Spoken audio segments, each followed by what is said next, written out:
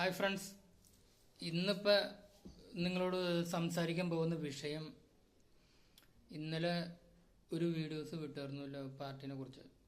അതിൻ്റെ സെക്കൻഡ് പാർട്ടാണ്. അപ്പോൾ നമ്മൾ പാർട്ടിയൊക്കെ ഉണ്ടാക്കി എല്ലാം സെറ്റാക്കി ജനങ്ങളിലേക്ക് ഇറങ്ങിയപ്പോൾ, ഇതിനെക്കുറിച്ച് പറഞ്ഞപ്പോൾ നമ്മുടെ അടുത്ത സുഹൃത്തുക്കളും പരിചയമുള്ളവരൊക്കെ കളിയാക്കി.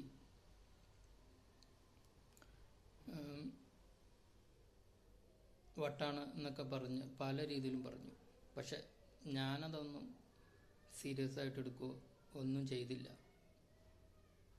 പിന്നീട് ചില ആളുകൾ എന്നോട് ചോദിച്ചു, ഈ രാഷ്ട്രീയ പാർട്ടി, എൻ്റെ പേര് അബ്ദുൽസലാം എന്നാണ്, ഒരു മുസ്ലിം ആയതുകൊണ്ട് ഇതൊരു മുസ്ലിമായ ഒരു പാർട്ടിയാണെന്ന് വെച്ചു. പക്ഷെ ഇത് മുസ്ലിങ്ങളുടെ, ഹിന്ദുക്കളുടെ, ക്രിസ്ത്യാനികളുടെ എല്ലാ മനുഷ്യർക്ക് വേണ്ടിയുള്ള ഒരു പാർട്ടിയാണ്. അല്ലാതെ ഈ പാർട്ടിക്ക് ജാതി മതമല്ല ഇവിടെ പ്രധാനം.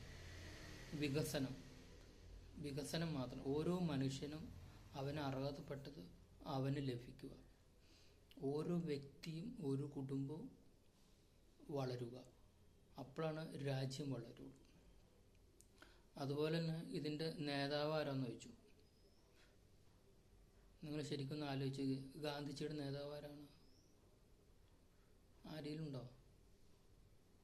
ഇല്ല. ഓരോ സമയത്ത് ഓരോ ആളുകൾ ജനങ്ങളുടെ പിന്തുണ ജനങ്ങളാണ് നേതാവാക്കുന്നത്. പിന്നീട് ഇതിന് ചോദിച്ചു, ഇതിന് ഈ പാർട്ടിയുടെ പ്രവർത്തനത്തിന് ഫണ്ട് എവിടുന്നു? ഫണ്ട് ജനങ്ങൾ തരുന്നു. ജനങ്ങൾ കുറേശ്ശെ തരുമ്പോൾ അത് പയ്യെ പാർട്ടി വളർന്നുകൊണ്ടിരിക്കുന്നു. ജനങ്ങൾക്ക് വേണ്ടി പ്രവർത്തിക്കുമ്പോൾ ജനങ്ങൾ സഹായിക്കും. അങ്ങനെയാണ് ഇത് വളരുന്നത്. അങ്ങനെ ഇതെല്ലാം പല ചോദ്യങ്ങളും ചോദിച്ചു. അതിനെല്ലാം മറുപടി നൽകുകയും ചെയ്തു. ഇപ്പോൾ ആളുകൾക്ക് അങ്ങനെയുള്ള, ഇപ്പോൾ ഇലക്ഷനെ നേരിടുന്നത് എങ്ങനെയാണ്? അതുപോലെ തന്നെ വേണം ഒരു ചോദ്യങ്ങളും ചോദിച്ചു. ഈ ഇലക്ഷന് നേരിടുമ്പോൾ ക്രിസ്ത്യാനികളും ഹിന്ദുക്കളും വോട്ട് ചെയ്യില്ലെന്ന്. പക്ഷെ എന്ന് നന്മ ചെയ്തോ എല്ലാ ആളുകളും വോട്ട് ചെയ്യും. പിന്നെ ഒരു 35-40 വോട്ടേ കിട്ടുള്ളൂ, ജയിക്കില്ലെന്ന്. ഇത് തീരുമാനിക്കുന്ന ജനങ്ങളാണ്. ജനങ്ങൾക്ക് വേണ്ടി പ്രവർത്തിക്കുമ്പോൾ, അവരുടെ മനസ്സറിഞ്ഞ് അവർക്ക് വേണ്ടി പ്രവർത്തിക്കുമ്പോൾ അവർ വിജയിപ്പിക്കും. അല്ലാതെ അവരെ വിട്ട് അവരുടെ പ്രശ്നങ്ങളിൽ ഇടപെടാണ്ടിരിക്കുമ്പോൾ അവർ തള്ളിപ്പറയും. ജനങ്ങളാണ് ഇവിടെ. ജനങ്ങളെയാണ് നമ്മൾ വിശ്വാസം എടുക്കേണ്ടത്. ജനങ്ങൾക്ക് വേണ്ടിയാണ് നമ്മൾ പ്രവർത്തിക്കേണ്ടത്. അതുപോലെ ഈ പ്രവർത്തന മേഖല ഇങ്ങനെ പോയിക്കൊണ്ടിരുന്നപ്പോഴാണ് 2016 നോട്ട് നിരോധനം വന്ന് നമുക്ക് സാമ്പത്തികമായിട്ട് പല പ്രശ്നങ്ങളും സംഭവിച്ചു. അങ്ങനെ പാർട്ടിനെ എനിക്ക് വളർത്താൻ കഴിഞ്ഞില്ല. അങ്ങനെ ഇതായിട്ട് ബന്ധപ്പെട്ടാണ് ഞാൻ മുഖ്യമന്ത്രിയുടെ ഓഫീസായിട്ട് 2 തവണ നേരിട്ട് മുഖ്യമന്ത്രിയുടെ ഓഫീസിൽ വിളിക്കുക, അതിന് വേണ്ട എന്തെങ്കിലും സഹായം, ഹെൽപ്പ് എന്തെങ്കിലും ചെയ്യണമെന്ന് പറഞ്ഞു. അതിനെക്കുറിച്ച് ഒരു തീരുമാനം ഉണ്ടായില്ല. അതിനെക്കുറിച്ചൊരു വീഡിയോ നേരത്തെ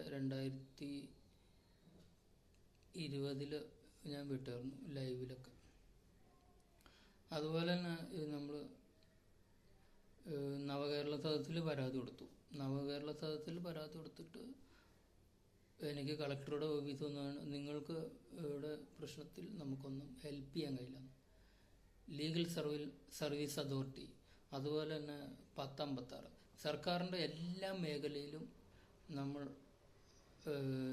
എന്തെങ്കിലും സഹായത്തിന് ശ്രമിച്ചു. പക്ഷെ ഇവിടെ സാധാരണക്കാർക്ക് ഒരു നീതിയില്ല എന്ന് എനിക്ക് മനസ്സിലായി. അതുപോലെ തന്നെ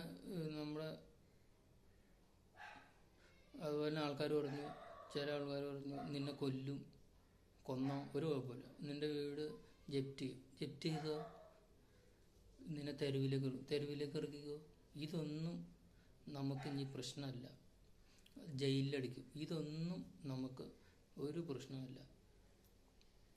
പാവപ്പെട്ട ജനങ്ങളുടെ കണ്ണീരൊപ്പുക എന്ന് മാത്രമാണ് എൻ്റെ ലക്ഷ്യം. അതിനുവേണ്ടി കഠിനമായ ശ്രമം നടത്തും. അതിനുവേണ്ടി നമ്മൾ 5 പദ്ധതികൾ തയ്യാറാക്കിയിട്ടുണ്ട്. 1, 18 വയസ്സിന് താഴത്തേക്കുള്ള പിള്ളേർക്കുള്ള. 2, 18-നും 60-നുള്ള മേഖലയിൽ പ്രവർത്തിക്കുന്നത്. പിന്നെ 60-ന് മുകളിലുള്ള, അതുപോലെ തന്നെ ഓട്ടിസം, തളർന്നു കിടക്കുന്ന വിധവകൾ, അയ്യഭാവങ്ങൾ, അങ്ങനെയുള്ള പല ആളുകളുണ്ട്, കാഴ്ചയില്ലാത്ത. ഇവർക്ക് വേണ്ടി വേറൊരു പദ്ധതി. അതുപോലെ തന്നെ പാവപ്പെട്ട പെൺകുട്ടികളുടെ വിവാഹം നടക്കാതെ ഒത്തിരി ആളുകൾ വിഷമിക്കും, അവർക്ക് വേണ്ടി ഒരു പദ്ധതി. അതുപോലെ തന്നെ കർഷകർക്ക് വേണ്ടി ഒരു പദ്ധതി. ഇങ്ങനെ വിവിധ പദ്ധതികളാണ് നമ്മൾ തയ്യാറാക്കിയത്. പക്ഷെ ഈ പദ്ധതികളെല്ലാം വികസിത ഭാരതത്തിന് വേണ്ടി നരേന്ദ്രമോദിയുടെ ഓഫീസിൽ നിന്ന് തന്നെ 2 പ്രാവശ്യം വിളിക്കുകയും ഡൽഹിക്ക് ചെല്ലാൻ പറഞ്ഞു. പക്ഷെ ചില സാഹചര്യം കൊണ്ട് എനിക്കത് പോകാൻ കഴിഞ്ഞില്ല.